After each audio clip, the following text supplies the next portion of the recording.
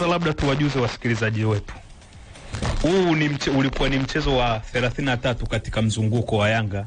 Kwa walienda michezo 32 pasipo kupoteza.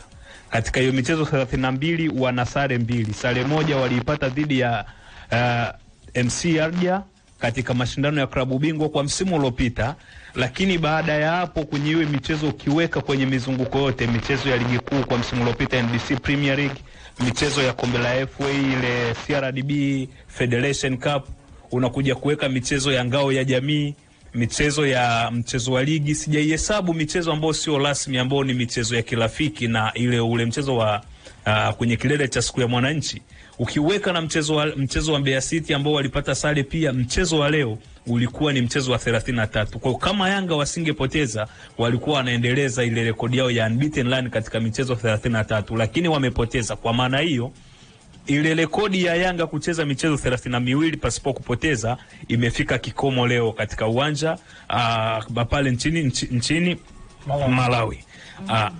Ukiangalia kwenye mchezo wenyewe kuna vitu vingi ambavyo unaweza ukaviona, kwa sababu unaanza kuangalia structure ya timu ya Yanga namna ilivyocheza hasa kipindi cha pili, kwa sababu kuna mabadiliko ambayo yalikuwepo kiufundi ambayo kabla ya kuwabadilisha wachezaji wenyewe kiwanjani, kuna mabadiliko ya kiufundi ambayo yalionekana kuwabadilishia wachezaji mmoja mmoja kiwanjani majukumu ya kutekeleza. Kwa kipindi cha kwanza nilizungumza utendaji kazi au ufanisi ambao alikuwa anaonyesha Mdathili ya basi akuwepo kwenye mchezo kwa kiasi kikubwa, ndio maana alikuwa na miss, anapoteza mipira mingi. Lakini kwa kipindi cha pili alijaribishwa yeye kurudi chini ili Mohamed Dumbi asogee juu zaidi kwa ajili ya kwenda kuongeza ubunifu, lakini Silver Strikers walidumisha kuendelea kufanya kile ambacho walikuwa nakifanya kuanzia kipindi cha kwanza, kwa maana ya kuwabana Yanga katika ile mistari miwili ya kiulinzi, wawalazimisha waende pembeni ya kiwanja, kwa sababu wanajua mafullback wa Yanga sio wazuri katika kupiga ile mipira ya cross kuiwasilisha kwenye boxi, hasa ile mipira ya juu. Tumeona kuanzia kipindi cha kwanza Israel Mwenda alishindwa kufanya hivyo, Shadrack Boka alishindwa kufanya hivyo, Pacome Zouzoua ambaye alikuwa anaingia kama winga alishindwa kufanya hivyo, Maxim Pia Zengeli alishindwa kufanya hivyo. Yanga walibaki na chaguo moja la kupiga mipira ya kupenyeza ama kuungana katika zile pembe tatu, tunasema kwenye ile combination play, wapige 1-2 kuweza kuzifungua zile kordo za kiulinzi za Silver Strikers. Kwa Silver Strikers kuwa na idadi kubwa kwenye boxi, tunasema ile box defending walichokuwa nakifanya kwenye ile low block kimewapatia wakati mgumu Young Africans kuweza kuwafungua, na wao unakuja kuwaona walikuwa wanachagua moment, kwa sababu mchezo wa mpira wa miguu ni mchezo wa moment. Ndiyo. Kama unaweza kuobserve kwa maana ya kuabsorb, kwa maana ya kuweza kufyonza mashambulizi ambayo mpinzani wako anakuletea, unaweza ukaenda kumkuta akawa hayupo kwenye ile shape yake ya kiulinzi ambayo tunasema Yanga wameshindwa kufanya kitu ambacho tunasema ni rest defense. Tokea juzi nilikuwa nazungumza changamoto ambazo Yanga wanazo. Leo kabla ya mchezo nilizungumza Yanga wana shida pale ambapo wanakuwa wanamiliki mpira, kwa sababu mstari wao wa mwisho wa kiulinzi na mstari wa kiungo inakuwa ina distance kubwa sana, wameachana kwa umbali mrefu. Kwa kama timu ambayo inaweza kutengeneza transition za haraka kwa maana ya counter attack, ni nyepesi sana kuwakuta Yanga wakiwa wako katika mfumo ambao tunasema ni zigzag. Unaweza ukamfikia Jigi Diarra kiwepesi. Nilizungumza kauli hii kabla mechi haijachezwa, na ukija kuangalia msingi wa goli lenyewe ambalo Yanga wameruhusu, unamwangalia Uchizi Vunga alipokokota mpira sehemu alikoutoa ni nje kabisa, lilikuwa ni katika eneo lao la Silver Strikers, ambako ameukokota kwa zaidi ya mita, unaweza ukakadiria mita kama 65 akiwa na mpira peke yake. Ana mchezaji ambaye anaweka pressure kwenye mpira, lakini pia hata ambao wanakuja kukaba walikuwa wanakaba kwa macho. Na shida imetokea wapi? Ingekuwa imepita pembeni ya kiwanja, kwa maana Yanga wangekuwa wengi katikati ya kiwanja, ingemlazimisha aende pembeni ya kiwanja, lakini amekatiza katikati ambao ni njia fupi mara nyingi kwa timu pinzani kuweza kulifikia lango lako. Kwa hiyo unaangalia mazingira ambayo Yanga wameruhusu goli, kukosekana kwa namba 6 katika kituo chake asilia, lakini pia kuitenga timu katika ile mistari miwili pale ambapo wao wanakuwa wanamiliki mpira. Ipo safu ya ushambuliaji ambao iko karibu na safu ya kiungo, lakini hiyo safu ya kiungo imejitenga zaidi na safu ya ulinzi, kitu ambacho kinaweka Yanga matatizoni. Mchezo dhidi ya Mbeya City walikumbana na situation kama ambao wamekumbana nayo, ubora wa Mbeya City au kufika kwenye daraja la kuweza kumfunga Djigui Diarra, lakini leo Silver Strikers wameonyesha namna gani ambavyo makosa ya namna ile yanaweza kuadhibiwa. Haya ni uchambuzi huo wa awali kabisa mara baada ya Yanga Sports Club kupoteza mbele ya Silver Strikers huko Malawi kwenye mchezo wa kwanza wa ligi ya mabingwa barani Afrika, ambapo atakuja kurudiana katika dimba la Benjamin Mkapa. Simbauranga, kwa namna yote unaweza kupeleka lawama katika eneo la ushambuliaji la Yanga kwamba limeshindwa aidha kurudisha goli ama kuondoka na ushindi leo hii?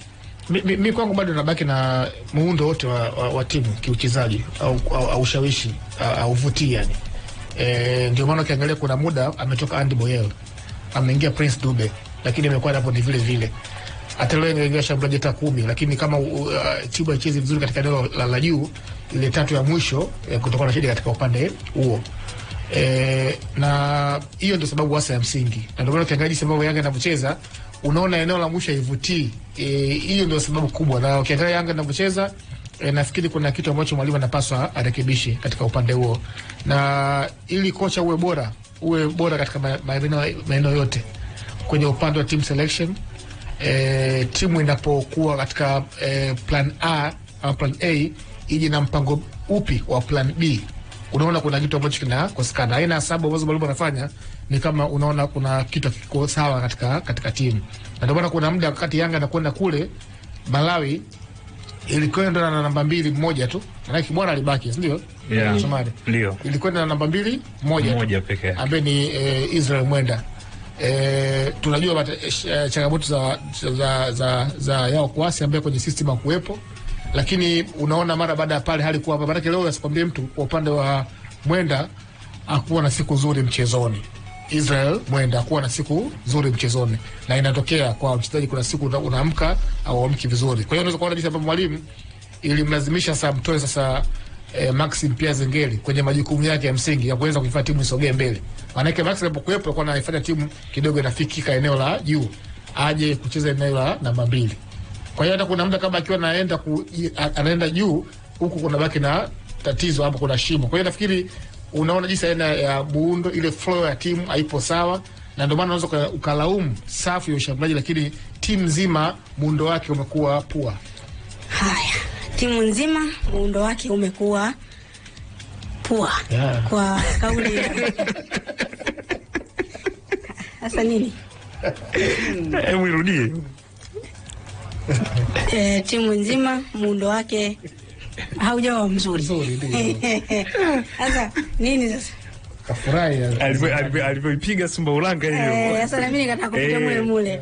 Unajua tunasema zile back voice au back vocal alivyopiga back kufanya hivyo, lakini kwa kile ambacho umeendelea kukiandika, Mwiga, tutazame benchi la ufundi la Yanga baada ya kuruhusu goli au kabla ya kuruhusu goli kile kipindi cha mapumziko. Ukienda na kusoma kwenye page ya Yanga comments za mashabiki wa Yanga ni kwamba kocha kuna kitu hakipo sawa, kocha kuna kitu hakipo sawa. Kwa namna yote, pia kwa matokeo ya goli 1-0, mbinu za kocha Falls zimesababisha Yanga kupoteza mchezo wa leo. Ndiyo, ni moja kwa moja, hiyo ni sababu mojawapo na ni sababu ya msingi kwamba mbinu za mwalimu mara zote zikiwa nzuri, lazima wachezaji wataenda kuzitekeleza ipasavyo endapo mentality yao itakuwa vizuri pia. Lakini kwa mchezo wa leo naona wachezaji baadhi yao walikuwa hawapo mchezoni, lakini wengi wao walikuwa wapo katika mchezo, lakini mbinu za mwalimu hizo zimeenda kufelisha leo hii, kwa sababu hata ukiangalia katika eneo la kati lile leo kulikuwa kuna makosa mengi. Ndio maana ukawa unaona mabeki wale wawili wa Young Africans ambaye ni Ibrahim Bak pamoja na Dickson Job walikuwa wanafikia kwa kiasi kikubwa. Yani katika wachezaji ambao wamefanya kazi kubwa leo hii ni mabeki wale mabeki wakati wa Yanga. Kwa hiyo unaona ni kitu ambacho Mwalimu Falls alikuwa anahitajika afanye sabu ya mapema zaidi, hasa katika eneo la kati, ambapo Azim Ramsi hapo alitangulia kusema kwamba kulikuwa kuna umbali mrefu kati eneo la kiungo pamoja na wale mabeki, kwa sababu ukiwa na pengine pale katikati una viungo wazuri, timu yako haiwezi kufikiwa kiurahisi. Lakini katika mchezo wa leo mbinu za mwalimu alizozifanya hazijazaa matunda, lakini kuna baadhi ya mabadiliko ambayo aliyafanya. Kwa mfano, unaona Celestine Ekwa alivyoingia, lakini bado ukaona Sawa, ni mchezaji ambaye ana kasi, lakini end product yake haikuwa nzuri sana. Edmund John naye pia aliingia kwa kiasi kikubwa naye, lakini hakuwa na mchezo mzuri. Lakini angalia Mudathir Yahya ametoka katika eneo lile, ameingia kuwa Pacome Zouzoua, sasa ikabidi atoke katika nafasi yake ya winga aingie katika eneo lao la kati, jambo ambalo naona Pacome Zouzoua akicheza katika eneo la kati, yani hakupi kile kitu kizuri zaidi tofauti na kitokea pembeni. Kwa hiyo katika mchezo wa leo mbinu za mwalimu zimeenda zimefelisha moja kwa moja. Lakini hii ni kitu kingine, unaweza ukasifu timu pinzani kwa sababu kitu ambacho walichokuwa wanakifanya walikuwa wanatumia mipira mirefu, na hata kwa aina ya goli lao walilofunga ilikuwa haihitaji wao wapigane pasi nyingi sana, mipira mirefu ambao walikuwa wameitumia. Hata aina ya goli ni pasi 3 tu, watu wameshafika golini then wakafunga. Lakini ni partnership nzuri katika eneo la ushambuliaji la timu ya Silver Strikers. Kwa mfano unaona eneo lao la kati lilikuwa bora leo. Kwa mfano Uchizi Vunga ambaye alikuwa anapiga pasi elekezi, ambapo kuna mchezaji ambaye ni Ernest akamwachia Petro ambaye akaassist, mwisho wa siku Anduru Yosef akafunga goli ambalo sasa mabeki wa Yanga wenyewe wamekaa wanajiuliza ni goli limetokea vipi. Kwa moja Mwalimu Falls ameenda amefeli, na kwa mwenendo huu ambao pengine Yanga wanaendelea nao, endapo watafika katika hatua ya makundi, itakuwa wafiki popote, kwa sababu mbinu za mwalimu ndio kitu cha kwanza kabisa kuelekea katika mchezo ili kupata ushindi. Malengo ya Yanga kwa mujibu wa rais wa klabu hiyo Engineer Harris Said anasema malengo ya Yanga ni kufika hatua ya makundi barani Afrika kwenye ligi ya mabingwa. Bado mchezo mmoja Yanga kutimiza malengo yake ya kuingia katika hatua ya makundi ambao utapigwa hapa nyumbani. Yanga atakuwa na faida ya kucheza akiwa nyumbani. Rams, kuna namna yoyote wameonyesha ule ugumu ambao nasema hata wakija hapa Dar es Salaam kutakuwa kuna changamoto kubwa sana ambayo Yanga wataipata kutoka kwa Silver Strikers? Swala la ugumu unaangalia katika vitu vingi. Ugumu wana ugumu kwa maana wana muundo mzuri wa kujilinda. Lakini ukija kuangalia katika vitu vingine bado Yanga wanaonekana ni favorite wa kusonga mbele kama watakuwa wamerekebisha haya makosa ambayo yameonekana katika mchezo wa leo. Yanga walitengeneza chances ambazo wameshindwa kutumia kwa sababu ya ubutu wa safu yao ya ushambuliaji. Lakini ubutu wenyewe ulikuwa unapelekewa, kuna maeneo ambao wanautenga uwanja ama wanaitenga timu, idadi ya wachezaji ambao wanafanya follow up kwenye ule mpira, kwa sababu kuna principle moja kwenye mchezo wa mpira wa miguu ambao inasema kick and fall. Kwa maana ukiachia mpira inabidi ufuate tena ule mpira ambao umeuachia ili uweze kutoa support kwa mchezaji ambaye ana mpira. Katika mazingira ya kawaida mchezo wa mpira wa miguu, mchezaji ambaye yupo matatizoni ni yule ambaye anaumiliki mpira. Sasa huwa anahitaji majawabu au majibu ya wapi upeleke ule mpira. Kwa ukiupoachia mpira alafu ukasimama kwenye position ambako ulikuwepo awali, maana yake umemweka matatizoni zaidi. Kuna asilimia nyingi anaweza kaupoteza ule mpira. Yanga walichokuwa nakifanya leo kwa kiasi kikubwa ni mchezaji mmoja kujaribu kujiexpress mwenyewe yeye ni nani kiwanjani. Hawajacheza kama timu, ndo maana umeona katika matukio mengi Pacome Zouzoua anapoteza mipira kirahisi, Mohamed Doumbia inapotea kirahisi, Maxim pia Nzengeli inapotea kirahisi, Andy Boyeli, Prince Dube, Edmund John. Hata hii chance ambao wameipata ya mwisho ambao Pacome amekosea, yuko kwenye position nzuri lakini kaharakisha kufanya tukio lile. Kwa hiyo kashindwa kuskani nyuma yake yupo nani, bega lake la kulia na kushoto yupo nani. Yeye kaamua kuharakisha lile tukio. Pale ulikuwa unahitaji ni sekunde 6 tu kutulia na mpira unaokuta kimiani. Lakini sivyo bahati kwa upande wa Yanga, waliamua kuharakisha matukio baada ya kuona wako nyuma ya matokeo.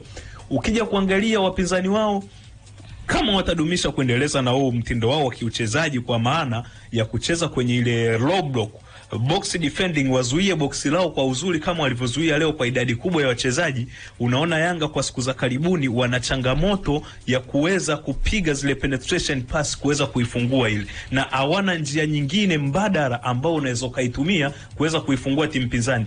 Tumewashuhudia mchezo dhidi ya Simba Sports Club katika ngao ya jamii, mchezo dhidi ya Pamba Jiji ambao walipata ushindi, lakini walitumia ni design moja tu ya kiushambuliaji ambao unaweza kaifungua timu pinzani. wameshindwa kuifungua safu ya ulinzi ya Mbeya City, leo wanashindwa kuifungua safu ya ulinzi ya Silver Strikers. Kwa sababu gani? Aina yao ya ushambuliaji katika zile 3 dimensions za kiushambuliaji, Yanga wanashambulia kwa njia moja. Zipo aina tatu, ambao aina ya kwanza unapiga penetration pass ili uweze kuzifungua zile mistari ambazo tunasema between the line, ambako mshambuliaji wako na namba 10 ama winga wako namba 7 na namba 11 wanaweza wakapita wakakimbilia ile mipira na kuipokea. Sasa linakuwa ni jukumu na ubora ama umaridadi wa mchezaji mwenyewe ambaye anaufuata ule mpira.